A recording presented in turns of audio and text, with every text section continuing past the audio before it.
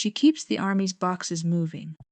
My husband said it with a grin, holding a paper plate of brisket in one hand and a beer in the other, like he had just delivered the funniest line at the cookout. A few people around the picnic table laughed. I did too. That was the part nobody ever understood about me. I had gotten very good at laughing when something hurt. It was the Saturday before Memorial Day, and half our street in Fayetteville seemed to be squeezed into our neighbor's backyard. Kids were running through sprinklers. Somebody had country music playing from a Bluetooth speaker near the garage. American flags hung from porch rails, and 3 different men were arguing over whose smoker made the better ribs. Most of us were military families, so conversations eventually became the same conversations they always became: deployments, promotions, PCS orders, schools, commands. Then someone asked me what I did. Before I could answer, Mark leaned back in his lawn chair. "Natalie's logistics," he said. "She keeps the Army's boxes moving." More laughter. A woman named Erin smiled at me. "So warehouses? Inventory? That kind of thing?" "Something like that," I said. Mark tapped my knee like I had given the correct answer. I still remember that little tap. It bothered me more than the joke. Mark Brooks had not always been that man. When we met, he was the lieutenant who stayed behind after field exercises to help soldiers load equipment. He knew the names of his privates' kids. He once drove 40 minutes on Christmas Eve because a young specialist's car had died outside Walmart. Back then, he used to tell me leadership meant making sure nobody felt invisible. Then the promotions started coming, and somewhere between captain and lieutenant colonel, Mark became terrified of being invisible himself. His ribbons mattered more. His command photos got bigger. He started checking who was invited to which dinner, and who had been seen talking to which general. And me? I became the safe joke, the logistics wife, the spreadsheet person, the one whose career was easy to explain away. What Mark did not know was that 3 nights earlier, I had spent 14 hours inside a secure facility reviewing emergency transportation models involving the Army, Navy, Air Force, and Coast Guard. He didn't know because I couldn't tell him. Not wouldn't. Couldn't. There is a difference. My clearance did not disappear because I was married. Neither did my oath. So when I came home after midnight, and Mark looked up from ESPN and asked, "Long day counting trucks?" I took off my shoes and said, "Pretty long." I kept telling myself it wasn't worth fighting over. I kept thinking marriage meant knowing which battles to let go. That was my mistake. Because sometimes when you keep swallowing disrespect to keep the peace, the other person doesn't see sacrifice. They see permission. At the cookout, an older man across the table had not laughed. His name was Calvin Reed, a retired Army Master Sergeant who lived 2 houses down. He had served 26 years and walked with a slight limp he never talked about. He looked at Mark, then at me. "Logistics brought my unit home twice," he said. The table got quieter. Mark smiled awkwardly. "Sure, Chief, I'm just messing with her." Calvin took a sip of iced tea. "I know." That was all he said. But when I got up to throw away my plate, he caught my eye and gave me a small nod. Not admiration. Recognition. It almost broke me. At 11:47 that night, my secure phone rang. Mark was already asleep. I sat up, saw the identification code, and felt my stomach tighten. "This is Brooks." A voice on the other end spoke for less than 30 seconds. I got dressed immediately. Mark opened one eye as I pulled on my boots. "Another inventory crisis?" I stopped. For 1 second, I almost told him how tired I was of being reduced to a punchline inside my own home.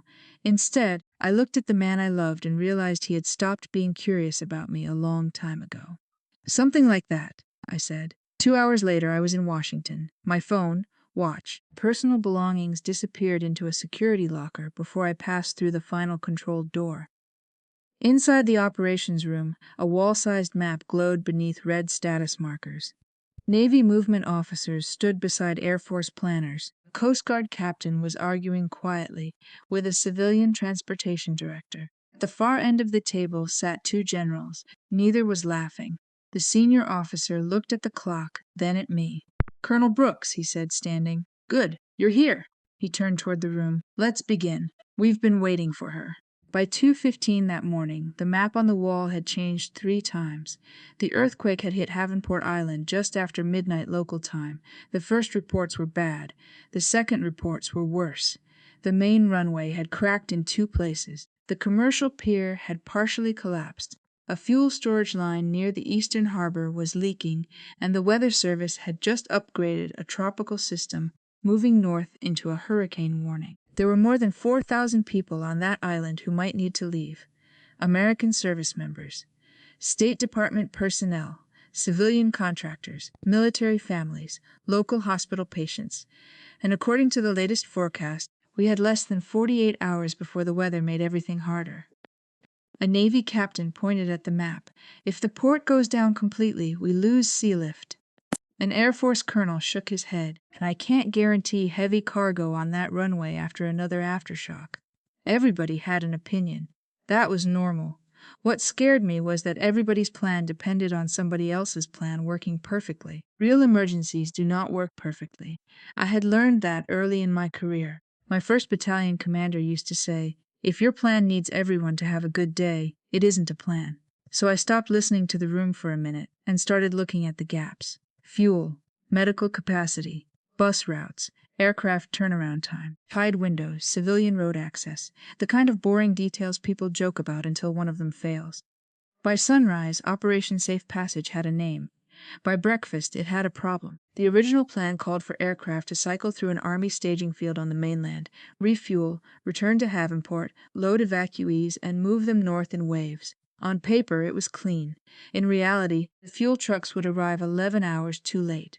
11 hours does not sound dramatic when you say it at a kitchen table. In an evacuation, 11 hours can be the difference between people sleeping in hotel rooms and people sleeping on a runway during a hurricane. I ran the numbers twice, then a third time. Same answer. General Patterson watched me from the end of the table. "What do you see, Brooks?" "We're building the whole operation around a fuel point that won't exist when we need it." A contractor across from me frowned. "That timeline came from Transportation Command." "I know. You're saying it's wrong?" "I'm saying the road network after the quake changed the timeline." He leaned back. There is always a moment in rooms like that when rank, ego, and responsibility start fighting each other. I had seen it before. I slid the updated traffic model onto the screen. If we wait for the scheduled fuel convoy, we lose the second evacuation window. If we lose the second window, we still have close to 1,800 people on Havenport when the outer bands hit. Nobody spoke. Then I showed them another route, a civilian cargo terminal outside Savannah, a Navy support vessel offshore, commercial fuel contracts we could activate under emergency authority, Coast Guard cutters rotating the most medically fragile evacuees first, Army buses moving families directly from the arrival point instead of holding them at the staging base. It was not elegant. It was messy. It crossed 3 bureaucratic lanes people preferred not to cross. It also worked. The civilian transportation director stared at the screen. "You want to turn a commercial port into an emergency military logistics hub in less than 24 hours? Yes, that's insane, probably." A Coast Guard captain smiled. "But will it work?"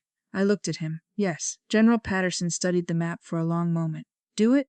That was the closest thing to applause you usually got in my line of work. The next 3 days blurred together. I ate vending machine peanut butter crackers for dinner. I slept 53 minutes on a couch outside a briefing room. I called a port manager in Georgia, who answered on the 4th ring and said, "Mom, I've got union crews, 2 cranes, and enough coffee to raise the dead. Tell me what you need." His name was Ray Mendoza. I had never met him. By the end of the operation, I trusted him with half my plan. That is one thing people misunderstand about leadership. Sometimes the person who saves your operation does not wear a uniform. Sometimes he wears a reflective vest, drives a Ford F-150, and knows exactly which dock foreman will answer his phone at 3 in the morning. Meanwhile, at home, Mark thought I was participating in some large training exercise. He texted me a picture from his battalion dining in. Dress uniform, perfect posture. Command Sergeant Major beside him. The message underneath said, "Wish you could made it. Brigade commander asked about you. I told him you were buried in supply stuff again. LOL." I stared at that message for maybe 10 seconds. Then my phone rang with a casualty routing question, and I went back to work. That was becoming our marriage. Mark made the joke. I swallowed the feeling. The world kept moving. 2 weeks later, we were at Sunday dinner with his parents in Pinehurst. His mother, Diane, had put out her good china even though we were eating pot roast. Mark had just learned that his name was being discussed for a highly visible brigade staff assignment. Diane nearly glowed. I always knew you'd end up running something important. Then she looked at me. And Natalie, maybe all those late nights will finally get you a desk with a window. Mark laughed, not cruelly. That almost made it worse. He laughed like there was nothing wrong with the sentence. I felt the familiar pressure behind my ribs. Before I could answer, Mark's younger sister, Molly, put down her fork. She's already a colonel, Mom. Diane blinked. I know that. Molly shrugged. Doesn't sound like it. The table went quiet. Mark frowned at his sister. Molly, what? Everybody acts like Natalie alphabetizes canned beans for a living. I looked at her. She gave me the smallest smile. It was ridiculous how much that helped. On the drive home, Mark kept both hands on the wheel. You didn't have to let her make Mom feel stupid. I turned toward him. I didn't say anything. That's kind of my point. I almost laughed. He had somehow found a way to blame my silence, too. That night, after he went to bed, I sat alone at the kitchen island and opened an official notification I had received earlier that afternoon. Operation Safe Passage had been completed. Every registered evacuee had been moved before the hurricane closed the final corridor. No deaths during evacuation operations. No aircraft lost. No medical patients left behind. The recommendation packet included my name for individual recognition. I removed it, not because I was ashamed, because Ray Mendoza's dock crews had worked 36 straight hours, because young soldiers had loaded medical pallets in pouring rain, because an Air Force staff sergeant had rebuilt an aircraft loading sequence at 2 a.m. using nothing but a whiteboard and stubbornness. It had never been just me. A month later, Mark came through the front door holding a heavy cream envelope. He looked like a kid who had just opened an acceptance letter. Nat. I glanced up. You are not going to believe this. He held up the embossed invitation. National Defense Leadership Gala, Washington. His smile widened. This could be huge for me. I smiled. I'm happy for you. What I did not tell him was that earlier that afternoon, an Army courier had handed me a different envelope. Mine had no guest instructions, no general seating information. Just a reporting time, a security contact, and one line at the bottom. Colonel Brooks, your presence has been specifically requested by the chairman's office. I folded it, placed it inside my desk drawer, and closed it quietly. Mark was still in the kitchen calling his father. For once I did not feel angry that he had no idea. I just wondered how much longer a marriage could survive when one person kept assuming there was nothing worth asking. The night of the National Defense Leadership Gala, Mark changed his tie twice. That should tell you something. He had spent the entire week talking about the guest list. Generals, members of Congress, defense contractors, senior civilians from the Pentagon. He had even looked up photos from the previous year so he would recognize people before they recognized him. By the time we stepped out of the rideshare in front of the National Building Museum, he looked completely at home in his dress uniform. I wore a dark blue evening dress and carried a small clutch, no medals, no ribbons, nothing that announced who I was. Mark glanced at me before we walked up the steps. Stay close tonight. I will. There are people in there who can make or break careers. I know. He adjusted one cuff. And don't turn every conversation into logistics. I looked at him. He smiled like he was teasing. That was always the problem. When someone hurts you with a smile, they can pretend it was never serious. I'll try to control myself, I said. He missed the tone completely. Inside, the museum had been transformed. Flags from every service branch lined the marble hall. A military string ensemble played near the staircase. Waiters moved through the crowd with trays of sparkling water and champagne. Dress uniforms were everywhere. Mark's entire posture changed. Shoulders back. Smile ready. Eyes moving around the room, searching for rank. At the registration desk, he handed over his invitation. The woman behind the table checked the list. Lieutenant Colonel Mark Brooks. Welcome, sir. You're seated with the 5th Brigade delegation. Mark nodded with quiet satisfaction. Then he glanced at me. My wife's with me. I have my own credential, I said. His head turned. You do. I opened my clutch and handed the woman the card I had received from the chairman's protocol office. She scanned it. Her expression changed instantly. Not dramatically, professionally. That was somehow more noticeable. She looked at the screen again, then picked up the radio clip beneath the table. Protocol 1, Colonel Brooks has arrived. Mark gave a short laugh. Colonel Brooks is standing right here. The woman looked at him politely. Yes, sir, Colonel Natalie Brooks. For the first time that night, Mark stopped smiling. Before he could ask anything, a group of senior officers near the center of the hall began to shift. A tall four-star Army general stepped away from a conversation with two senators and walked directly toward us. I knew him immediately, General Thomas Hale. Mark knew him too. Everybody in our world knew him. Mark straightened so fast I almost heard his shoes move. General Hale did not look at him. He looked at me. Colonel Natalie Brooks. He held out his hand. Good to finally meet you without a secure video screen between us. I shook it. Good evening, General. The Joint Chiefs have been waiting for you. Mark's face changed. It was small at first. A tightening around the mouth. A blink that lasted too long. Then General Hale finally looked at him. You must be Lieutenant Colonel Brooks. Yes, sir. Good evening. That was it. 3 seconds, maybe 4. Then he turned back to me. Come with me. We're running a little behind. Mark stepped forward. I'm with her. A protocol officer appeared beside him. Sir, your delegation is being seated through the east entrance.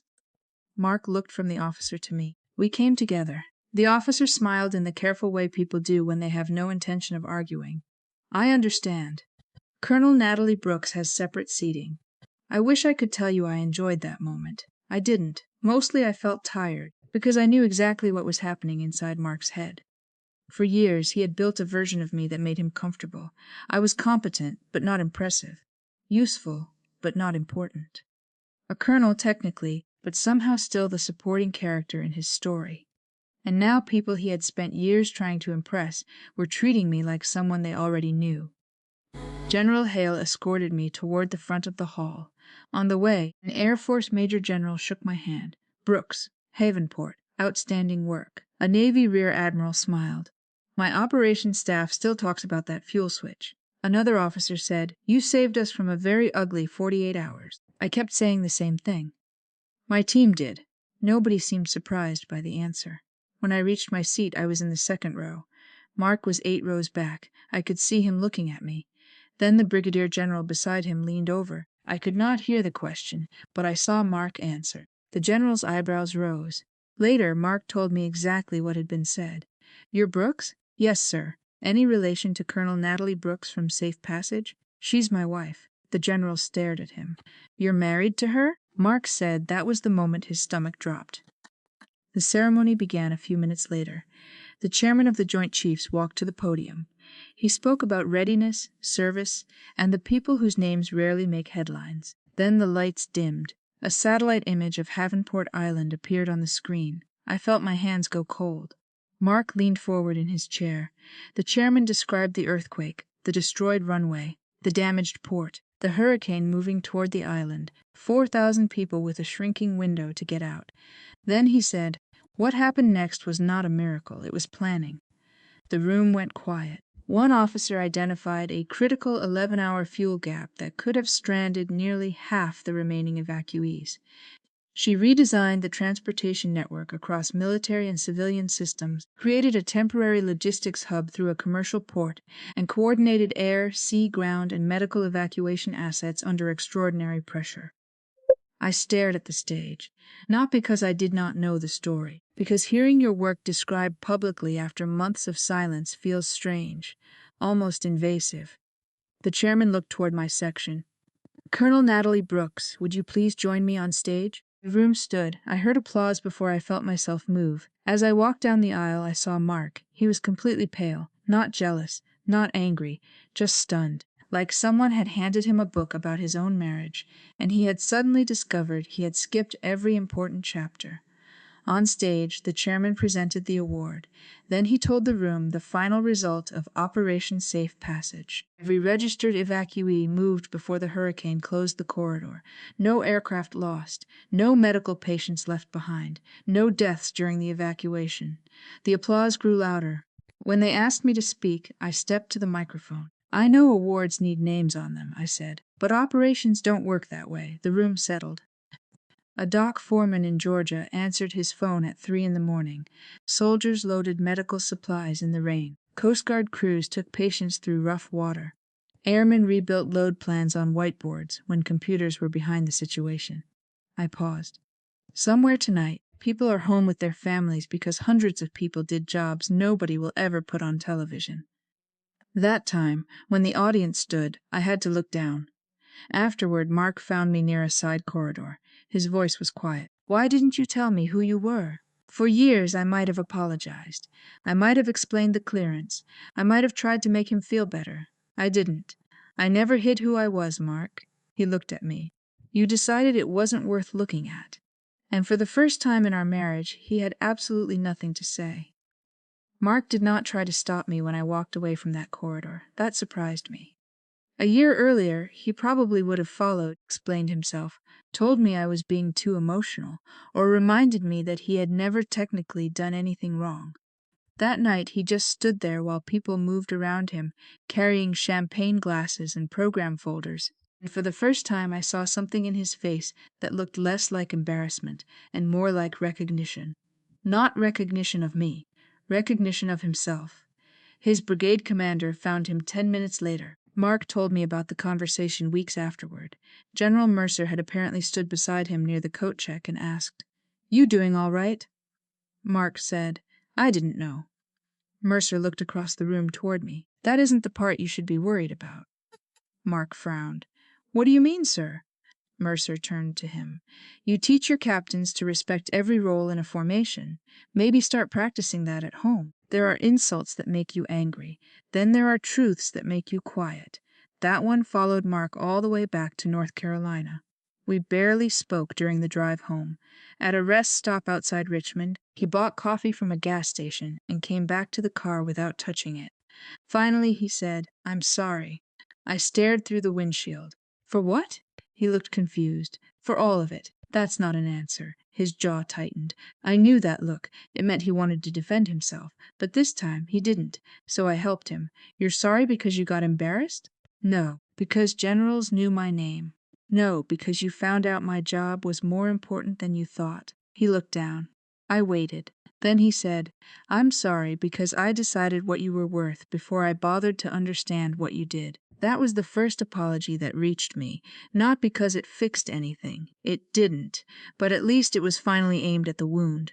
A few days later, his mother called. Diane started with the sentence people use when they want to erase responsibility. "I think this whole thing has been one big misunderstanding." I almost laughed. Mark was sitting across the kitchen. He heard her through the speakerphone. Before I could say anything, he interrupted. "No, Mom. Silence," he continued. "It wasn't a misunderstanding. I was disrespectful to my wife for years, and you helped make it normal." Diane gasped. "Mark, no. She doesn't owe us a way to make this feel less ugly." I looked at him. That was the first time in years he had defended me when there was nothing in it for him. It mattered, but it did not erase the past. That is the part people do not like to hear. Change can be real and still arrive too late to avoid consequences. Within 2 months, I accepted an assignment at the Army Logistics University. Teaching had never been part of my plan. I thought I would miss operations rooms, maps, and the strange adrenaline of solving problems before anyone else realized they existed. Instead, I loved the classroom. On my first morning, 23 young officers sat in front of me with laptops open and coffee cups lined across their desks. I wrote one sentence on the board. "Leadership begins before anyone knows your resume." Then I turned around. "Tell me what that means." A lieutenant in the back said, "Treat everyone like they might outrank you someday." I shook my head. That's exactly what it does not mean. A few people laughed. Respect is not an investment strategy. You don't give it because someone might become important later. You give it because they already are. I wish someone had said that to Mark years earlier. Maybe someone had. Maybe he just had not been ready to hear it. Around the same time, Mark requested reassignment out of the high-visibility brigade track he had spent years chasing. Nobody ordered him to. In fact, several people told him it was a terrible career move. He did it anyway. He also enrolled in leadership counseling through an Army development program. One evening, he told me, "I've spent 15 years learning how to lead formations and about 15 minutes learning how to be a husband." I said, "That sounds about right." He laughed. So did I. It was the first easy laugh we had shared in months. We were living separately by then. Mark rented a small apartment near Post. I stayed in the house until my move to Virginia. There was no dramatic door slam, no broken plates, no social media announcement. Just two people dividing books, kitchenware, and 14 years of shared history into cardboard boxes from Home Depot. One night, I found our old coffee maker in a cabinet. The cheap one from our first apartment. Mark had kept it through 6 moves, even though it barely worked. I sat on the kitchen floor holding it and cried harder than I had at the gala. Not because I wanted the old marriage back, because I finally understood that missing who someone used to be is not the same as trusting who they are now. Mark was changing. I could see that. But I was changing too. And for the first time, my growth was not waiting for his to catch up. That was the real consequence of that night in Washington. Mark lost the version of our marriage where my silence protected his comfort, and I lost the belief that love required me to keep disappearing. What happened next between us was still uncertain. But one thing was not. I was never going to make myself smaller again, just so someone else could feel tall. 9 months after Washington, I stood in front of a new class at the Army Logistics University and wrote 6 words across the whiteboard. Respect the role before the resume. 26 young officers stared back at me. One lieutenant raised his hand. Mom, isn't that basically saying don't underestimate people? Not exactly. I put the marker down. If you only respect someone after discovering they graduated first in their class, saved a unit, earned a medal, or know somebody important, that isn't respect. That's status recognition. The room got quieter. I told them about a mechanic I once watched work 6 hours in freezing rain because an aircraft carrying wounded soldiers needed to fly before sunrise. I told them about Ray Mendoza and the dock crews in Georgia who answered phones in the middle of the night during safe passage. I told them about junior soldiers who would never appear in an award citation, but whose work determined whether somebody else got home. I did not tell them about Mark. I did not have to. Some lessons are bigger than the person who taught them to you the hard way. By then I had heard pieces of Mark's new life through mutual friends. His new assignment was quieter. No high-profile command track. No rooms full of people trying to impress each other. One captain told me Mark had started eating lunch with junior officers, instead of disappearing into senior leader meetings every day. Another said he had begun asking soldiers what they thought before telling them what he thought. Small things, but real change usually looks small from the outside. Then one Thursday afternoon I received a text. Coffee? No expectations. I'd just like to hear how you're doing. I stared at it longer than I care to admit. Then I wrote back. 1 hour. We met halfway at a diner off I-95, the kind of place with cracked red booths, bottomless coffee, and a waitress who called everybody honey, whether they were 25 or 75. Mark was already there. No uniform, no ribbons, no rank on his chest. Just Mark.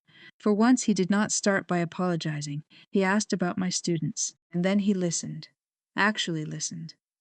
When I told him about the lieutenant who thought respect meant treating everyone like a future general, Mark laughed. I probably would have given that answer 5 years ago. You probably would have corrected the instructor too. He smiled. Fair. For the first time in years, I did not feel like I was competing with his ego for space in the conversation. When the check came, he reached into his jacket and pulled out an old photograph. It was us outside our first apartment near Fort Liberty, 2 young officers. Cheap furniture behind us, a folding table visible through the window because we could not afford a real dining set yet. We were smiling like we had everything figured out. I found this while moving, he said. I ran my thumb along the edge. Mark looked at the picture. I wish I could go back and be that guy again. I shook my head. No, he looked up. Don't go back. I handed the picture to him. Become someone better. He nodded slowly. So are we done? It was the question both of us had avoided. I don't know. Strangely saying that did not scare me. A year earlier, I would have needed an answer. Now I understood that uncertainty was not the same as weakness. Some relationships heal, some end, some become something neither person could have imagined when they first made promises to each other. What mattered was that I was no longer waiting for Mark to decide how valuable I was. We walked outside together. The evening air smelled like rain and highway asphalt. For a few seconds we stood beside our separate cars. Then Mark smiled. Take care of yourself, Nat. You too. We drove away in the same direction. I do not know yet where our marriage ends, but I know where my old life ended. It ended the moment I stopped confusing being tolerated with being respected. Rank can tell people where you stand in a formation. A title can tell them what job you hold. A medal can tell them that somebody noticed what you did. None of those things can tell anyone what you are worth. So if there is one thing I hope my students remember long after they forget my lectures, it is this: never wait for the world to reveal somebody's importance before you treat them like they matter. The quiet person beside you may be carrying a burden you will never see. Respect them before you are given a reason to regret that you didn't. The deepest lesson in Natalie's story is not that we should respect people only after discovering how accomplished, powerful, or important they really are. It is that respect should come before proof. Too often, we judge people by the title on their door, the uniform they wear, the money they make, the way they speak, or how much attention they receive. But, as the old saying goes, don't judge a book by its cover. Some of the strongest people in our lives are carrying responsibilities, disappointments, sacrifices, and quiet victories we may know nothing about. Natalie also reminds us that silence can sometimes protect our peace, but silence can become harmful when it teaches others that disrespect has no consequences. There comes a point when keeping the peace costs too much of our self-respect. Setting a boundary does not mean becoming cruel, bitter, or vengeful. Sometimes it simply means saying, "This is no longer acceptable," and being willing to walk toward a healthier life even when the future is uncertain. Mark's journey carries another truth worth remembering. People can change, but apologies mean little without different behavior. Actions speak louder than words. Real growth shows up in how we listen, how we treat people when there is nothing to gain, and whether we are willing to admit that we were wrong. No rank, award, marriage, career, or reputation can determine your worth, and no one else should have the final vote on whether you matter. If this story made you think about someone you may have underestimated, or a time when you had to rediscover your own value, share your thoughts in the comments. If you enjoyed this story, please like the video and subscribe for more powerful stories about dignity, consequences, courage, and second chances. Until next time, may you find the strength to protect your peace, the wisdom to recognize your worth, and the hope to believe that calmer days can still be ahead.